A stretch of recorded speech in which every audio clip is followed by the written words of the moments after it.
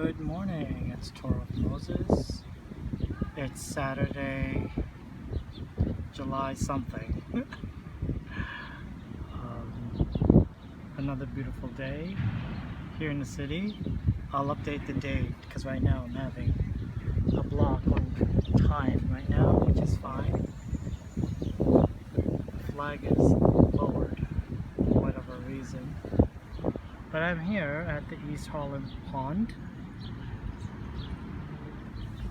and everything is beautiful. I just did a blessing with shungite, and I just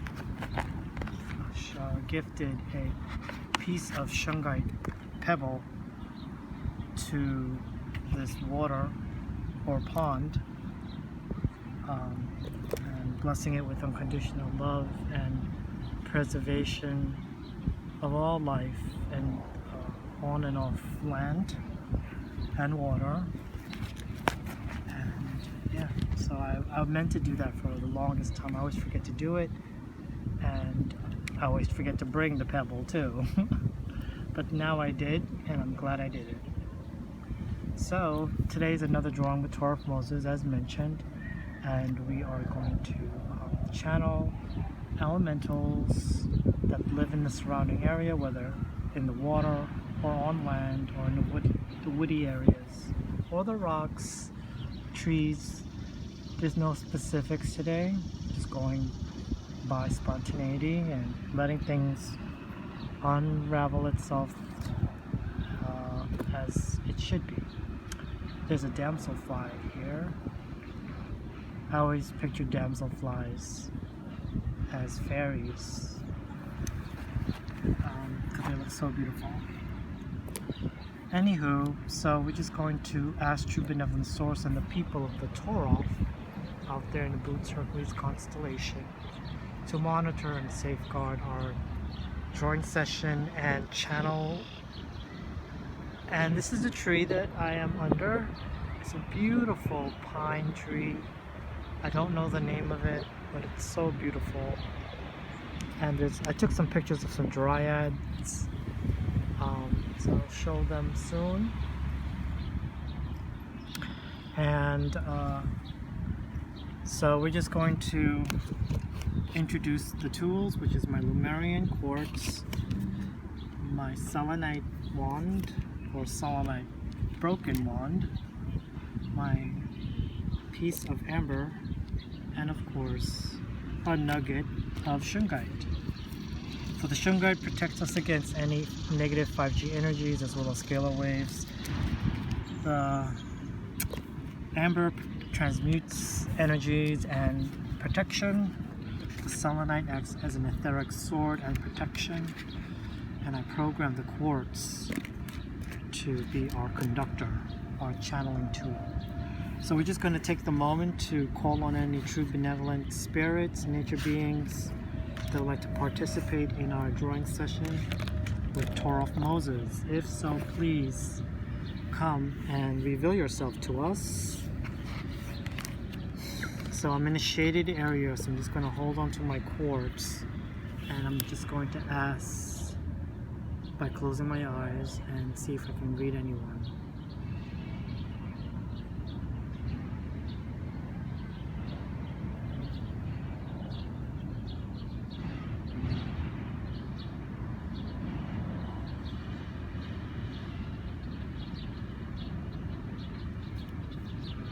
I'm still getting that image of that damselfly. It resembles a dragonfly, but they're very small and delicate. So maybe that's the start of our drawing session. So let's try to create a damselfly.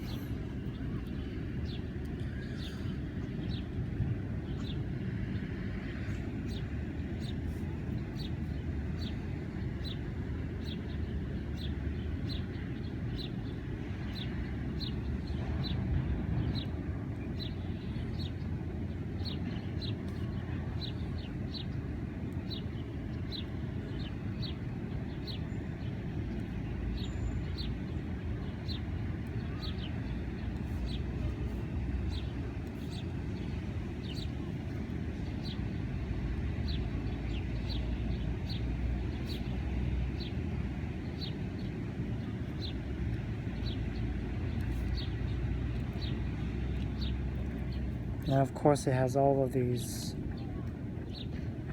lenses on its eyeballs and eye sockets. Oh, you hear that? That's a cicada. They come out every 7 years, I presume. And they live out all that time underground, burrowing underground under the soil. And then they emerge almost a decade later. And then they sing to attract a mate, which that's what they're doing now.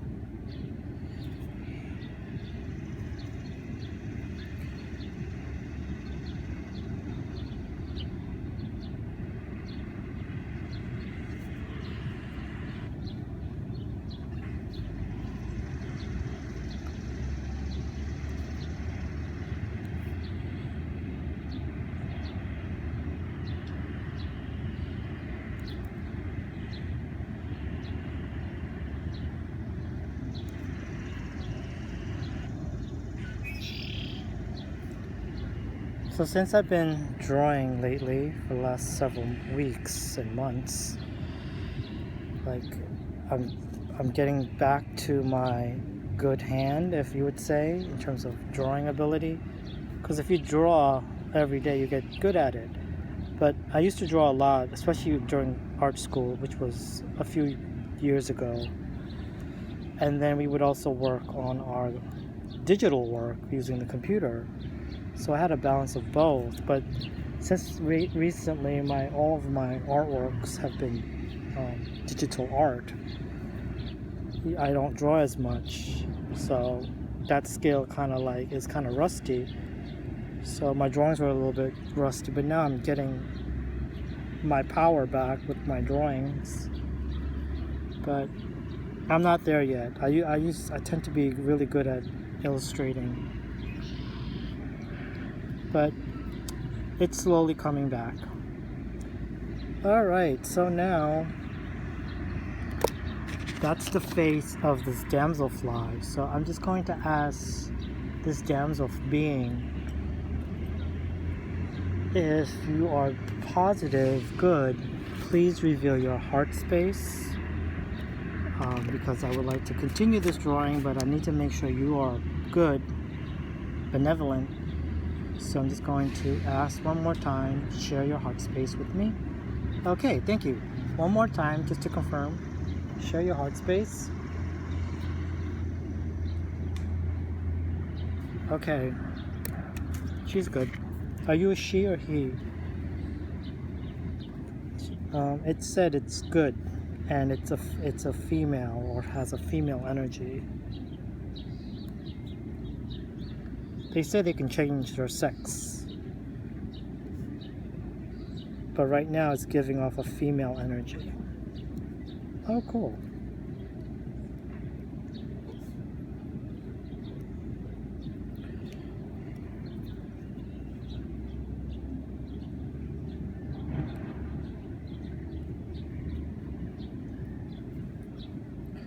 So, okay, so now I'd like you to please reveal the rest of your body to us.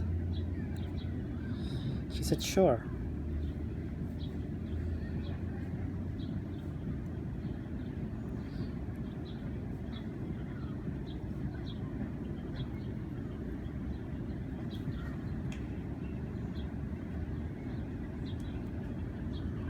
Are you a fairy type, or are you interdimensional, or interstellar?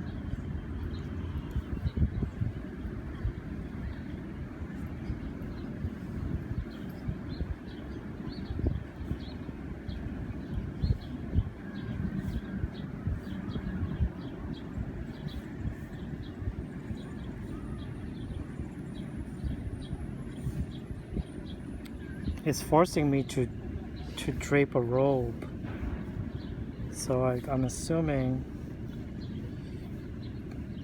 you are interstellar, and I'm just going to confirm that by closing my eyes. Are you interstellar? Yes. So recently I've been seeing this star that I have a feeling it's not a star, nor is it a drone or satellite, or man-made satellite, that is, because it also could be galactic. So what I'm trying to convey is that this star-like thing outside of my window at night, I believe is a craft of some sort. Is this true when I'm talking to this being? Is this true? Is this a spacecraft or this is a drone?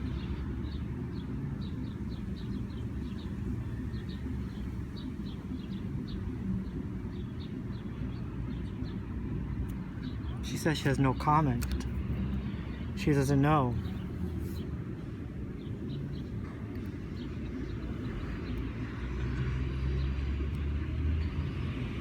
Are you around here or in the park? Or are you overlooking the planet Earth? She said she's at a different dimension. And what is your function here in this pond? Please tell me. She said, let me just make sure, I like to audit this Damselfly being or Insectoid being, this unnamed being, and I would like to audit this vehicle known as Toraph Moses in this current now moment to ensure we provide accurate, genuine, authentic information from these galactics. Thank you, true benevolent source and the people of the Toraph. So, I'm just going to have my higher self and my cosmic self create a elemental dome of the 4 elements: earth, fire, air, and water. And we're going to create a dome enveloping, encasing this vehicle known as Toraph Moses in this current now moment. Thank you. This will reinforce any interferences and any harm from negatives. Okay, so let's continue. I asked this being to provide me your name, please. What is your name?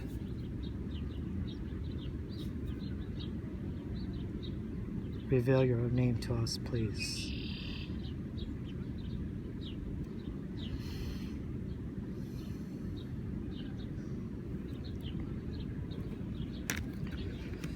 I'm getting a symbol of an M.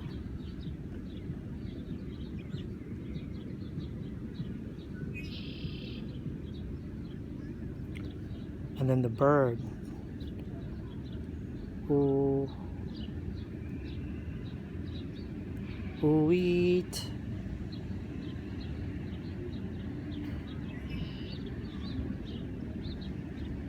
Oh, Moeet.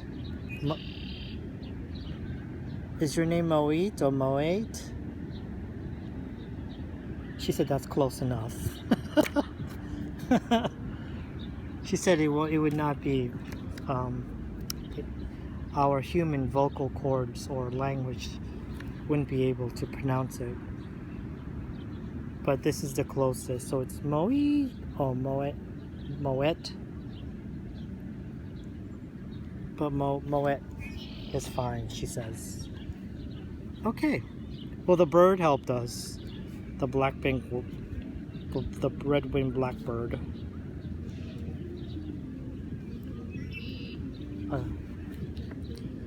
Okay. So you have like a humanoid frame. Do you have any arms? She said yes, of course. So I have to make a sleeve, she says. An arm sleeve.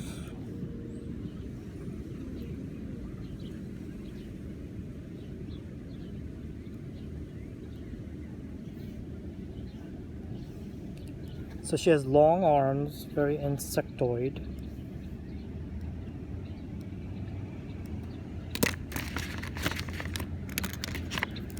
I charged up my crystals last night, or yesterday morning I should say, and then I dried them out, so they should be nice and juicy, filled with energy. So she has 2 fingers.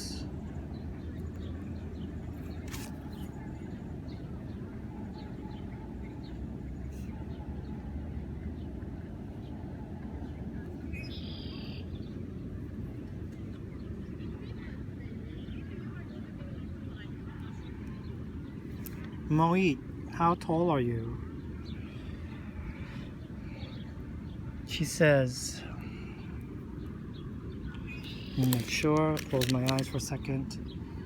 How tall are you?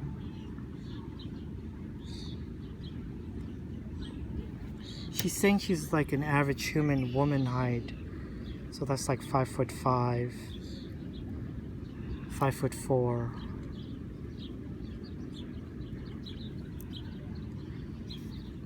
Okay. And you're female. Or she said right now she is. Okay. And you're an insectoid, correct? She said yes. And you're interstellar.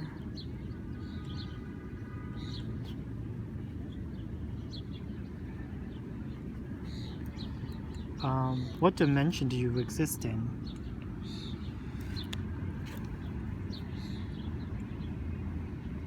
She says she could be perceived in the 5th dimension or the 6th.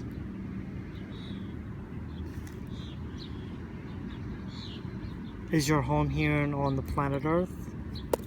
I'm feeling that she's down in Agartha. Let me just make sure. Are you located, or is your home in Agartha or Hollow Earth? Yes. So are you there now? She said yes.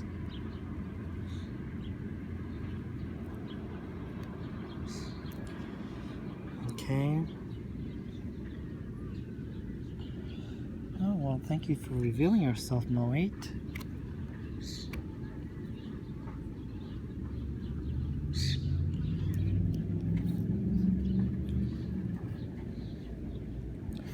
You're so beautiful. So if I was like to give her colors, because Damselflies are very colorful beings, I asked my audience to just go on Google and Google images or videos on Damselflies. They're very colorful. So like her skin is, let me just make sure, because I'm getting like iridescent greens, like jade green, palm greens, but they're iridescent in terms of color, and the light, changes its colors. Same thing with the eyes; it's very multicolored.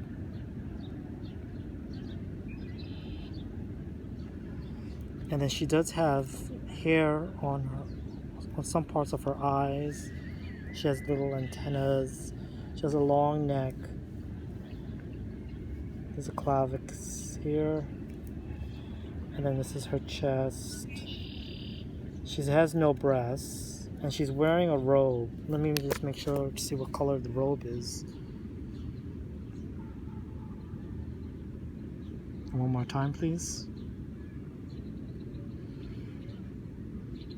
It's like a very pale white pink.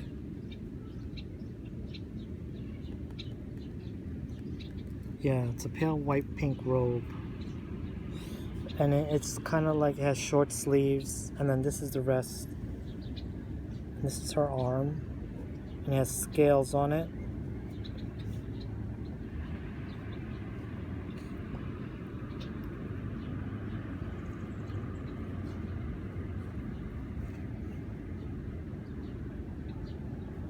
And then the robe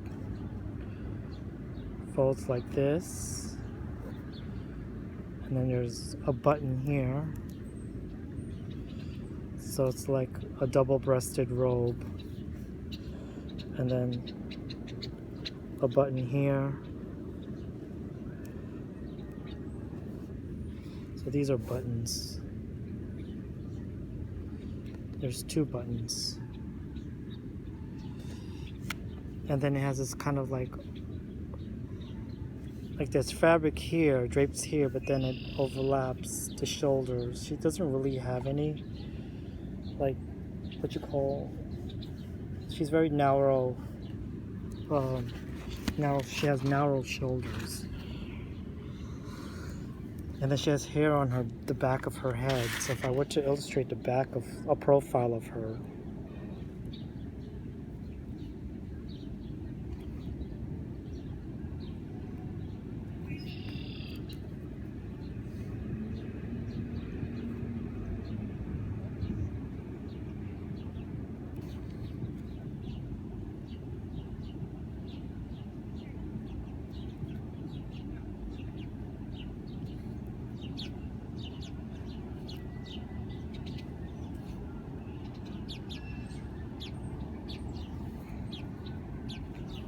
I don't know why, but that whistling is annoying me.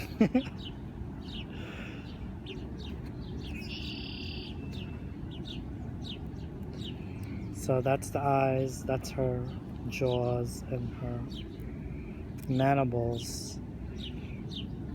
So her hair is also coming from here.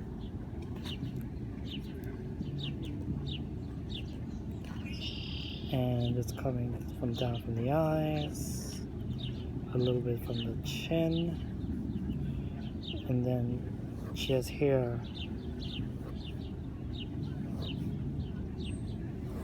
coming from here.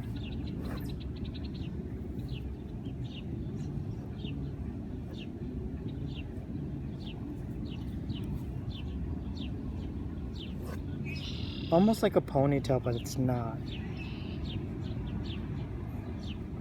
I can't see it but it's very long. It goes down towards her, like, her buttocks. Okay, that's very interesting.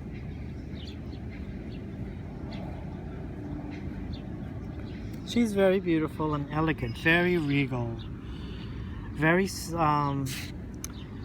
very reminiscent of a mantid in terms of their look, but they're not mantis. They're insectoid. They resemble damselflies. Do you have any wings? She said yes. Show me the backside. She said okay.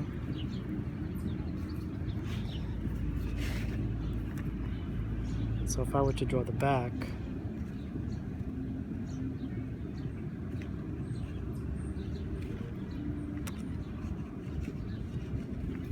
it's a nice day, especially here in the shade. It's supposed to be like in the high 90s today, but I'm covered in this cloud of trees, so it's quite cool right here.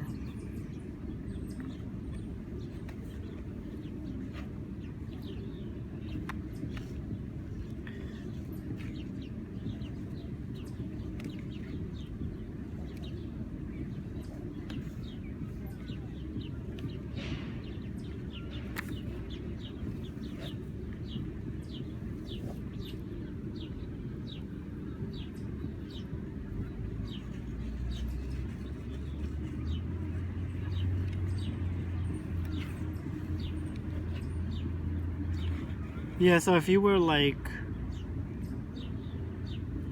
you know, like walking by her from the backside, she looks like a woman with long hair.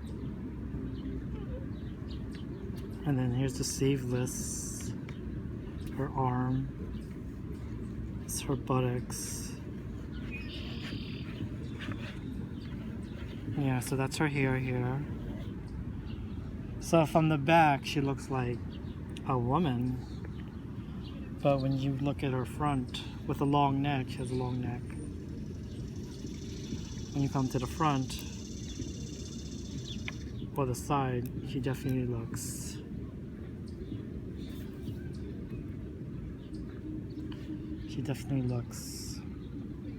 alien-esque. Okay, well, thank you so much for revealing yourself to us, Moeet. And houses. I don't know the date or the time, so I'm just going to have to sign off. Okay, thank you for your time. Bye.